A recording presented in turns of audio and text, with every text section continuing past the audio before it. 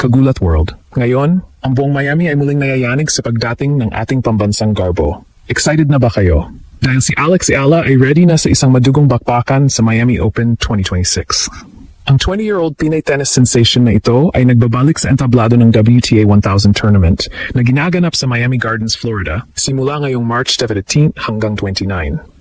Ito ay hindi lang basta isang ordinaryong comeback. Ito ay isang high-stakes battle kung saan idedepensa ni Alex ang kanyang dambuhalang puntos mula sa kanyang makasaysayang semifinal run noong nakaraang taon. Sa script na ito, hihimayin natin ang bawat detalye ng kanyang journey, susuriin ang kanyang forma, ang mga makapigil hiningang laban-laban sa mga world-class opponents, at ang mga predictions para sa ating paboritong underdog. Kasama rin dito ang mga damdamin at opinyon mula sa mga live discussions online. Ang umaapaw na pride sa kanyang mga breakthroughs na nagbigay ng pambansang inspirasyon at ang paniniwalang siya ay nakatadana para sa top 10 greatness. Itakda natin ang eksena para sa Miami Open 2026. Bilang ikalawang bahagi ng tinatawag na Sunshine Double matapos ang Indian Wells, ang tournament na ito ay hitik sa prestihiyo, may prize money na aabot sa $9 million. At puno ng mga higante sa mundo ng tennis, gaya ni Aryna Sabalenka, Iga Swiatek, Elena Rybakina, at Coco Gauff. Si Alex Eala, nakasalukuyang nasa world number 31 at nakaabot na sa career high na number 28, ay papasok bilang direct entry sa main draw. Inaasahang magiging seeded siya sa pagitan ng ika-28 hanggang ika-32 pwesto, na nangangahulugang makakakuha siya ng mahalagang first round bye. Ang buzz sa social media ay sadyang nakakabaliw. Pakiramdam ng mga fans ay must-watch event ang bawat laro ni Alex dahil sa kanyang kakayahang humatak ng bagong audience sa sport na ito, lalo na mula sa Pilipinas at buong Asia. Marami ang namamangha sa kanyang mabilis na pag-akyat sa ranking, na tila hindi lang siya nakikipagkompetensya, kundi dinodomina na rin niya ang mga headlines sa isang sport kung saan bihirang makita ang mga Pinoy. Ang mga emosyon ng pag-asa at pananabik ay nagpapatunay na ang kanyang kwento ay nagmomotivate sa marami. Pinapatunayan na ang hard work ay kayang talunin ang anumang odds. Balik tanaw muna tayo sa historic rise ni Alex noong 2025 na talagang yanig ang mundo at nagbigay ng goosebumps sa ating lahat. Sinimulan niya ang taong iyon sa rank 147 pero sa Miami Open 2025 bilang isang wildcard, bigla siyang sumabog. Tinalo niya si Katie Volinets bago gulantangin ang world number 25 na si Jelena Ostapenko sa isang tiebreak thriller. Hindi pa doon natapos dahil dinomina rin niya ang world number 5 na si Madison Keys sa score na 6-4, 6-2. Ngunit ang pinakamalaking pasabog ay nang talunin niya ang reyna ng clay na si Iga Swiatek sa loob ng 3 sets. Ang naging reaksyon ng mga tao ay halo-halong shock at joy, na tila nakasaksi sila ng isang alamat na isinisilang. Ang pambansang dangal ay umabot sa sukdulan dahil sa kanyang mga panalong nagbuklod sa mga komunidad at nag-inspire sa mga batang atleta na pasukin ang tennis. Kahit na natalo siya sa semifinals laban kay Jessica Pegula sa isang dikit na laban, ang run na iyon ay nagbigay sa kanya ng 390 points na nagtulak sa kanya sa loob ng top 100 sa unang pagkakataon.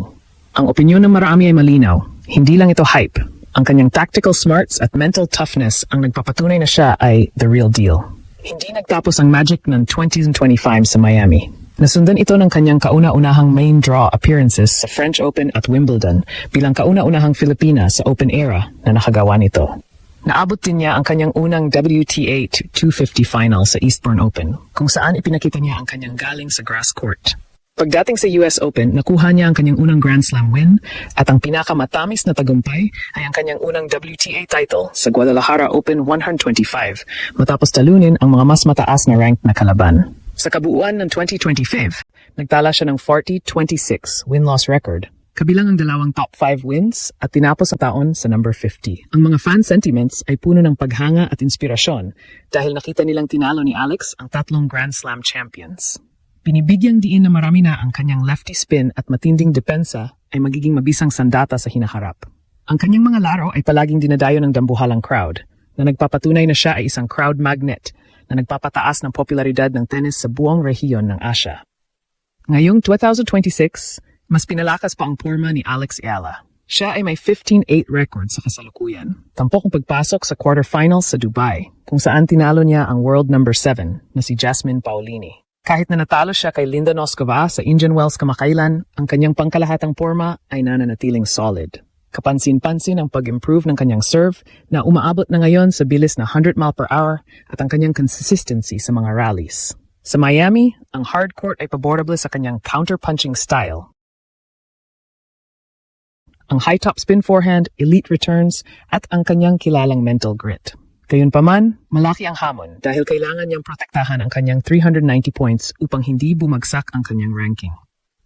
Bilang isang seed, maiwasan niya ang mga top players sa simula, pero maaari niyang makaharap sina Rybakina o Goff sa mga susunod na rounds. Ang mga predictions ng mga bookies ay pabor sa kanya, kung saan nakikita siyang aabot muli sa quarterfinals o higit pa. Kumpiyansa ang mga fans na ang kanyang karanasan noong 2025 ang magsisilbing gabay niya sa mas mabagal na court ng Miami na pabor sa kanyang depensa laban sa mga power hitters. Bakit natin tinawag na madugong bakbakan? Dahil ang Miami Open ay kilala sa brutal na kondisyon, ang tindi ng init, humidity, at ang mahabang laban na susubok sa tatag ng bawat atleta. Ngunit handang-handa na si Alex. Sa mga nakaraang interview, binanggit niya na patuloy niyang hinahanap ang kanyang limitasyon upang malampasan ito. Ang online vibe ay umaapaw sa hype. Ibinabahagi ng mga fans kung paano nabago ng kanyang 2025 run ang kanilang pananaw sa sport. Marami ang natutuwa sa kanyang humility at work ethic, habang ang iba naman ay excited na sa mga Pinoy parties na magaganap sa Stadium Bitbit ang ating mga bandila at malalakas na hiyawan. Pagamat may kaunting alalahanin ng iba tungkol sa burnout dahil sa siksik na schedule, mas nangingibabaw pa rin ang paniniwala na si Alex ay kasalukuyang bumubuo ng isang matibay na legasya sa kasaysayan ng palakasan. Sa ating malalim na pagsusuri, ang mga kalakasan ni Alex ang magdadala sa kanya sa rurok. Ang kanyang kakayahang i-absorb ang lakas ng kalaban at pilitin silang magkamali ay isang armas na kinatatakutan ng marami. Sa katunayan, ang kanyang mga kalaban ay nagtatala ng average na mahigit 25 unforced errors bawat laro. Siya rin ay kilalang clutch sa mga tea breaks na may 70% win rate. Pagamat ang kanyang second serve ay tila tinititigan pa ng mga agresibong kalaban, mabilis itong nag-i-improve. Sa Miami, kung saan naging saksi tayo sa kanyang mga himala noong nakaraang taon, ang mga fans ay punong-puno ng optimismo na ang 2026 ay ang taon ng kanyang pagpasok sa mailap na top 20. Ang bawat palo at bawat pawis na papatak sa semento ng Miami ay simbolo ng pangarap ng bawat Pilipino na makitang muli ang ating pambato na nagtatagumpay sa world stage. Mga kababayan, ito ang dahilan kung bakit sadyang nakaka-excite subaybayan ang karera ni Alex Ala. Mula sa kanyang makasaysayang pag-akyat noong 2025 hanggang sa mga mabadugong bakbakan ng 2026, siya ang ating pambansang garbo at inspirasyon. Ang buong Miami ay muling gugulatin ng isang batang Pilipina na may pusong palaban at galing na world class. Hindi lang ito tungkol sa tennis, ito ay tungkol sa ating dangal bilang isang nasyon. Kaya naman, huwag tayong bibitiw sa pagsuporta. Sabay nating isigaw ang ating panalangin at hiyawan para sa ating paboritong rockstar ng tennis court. Go Alex! Para sa bayan!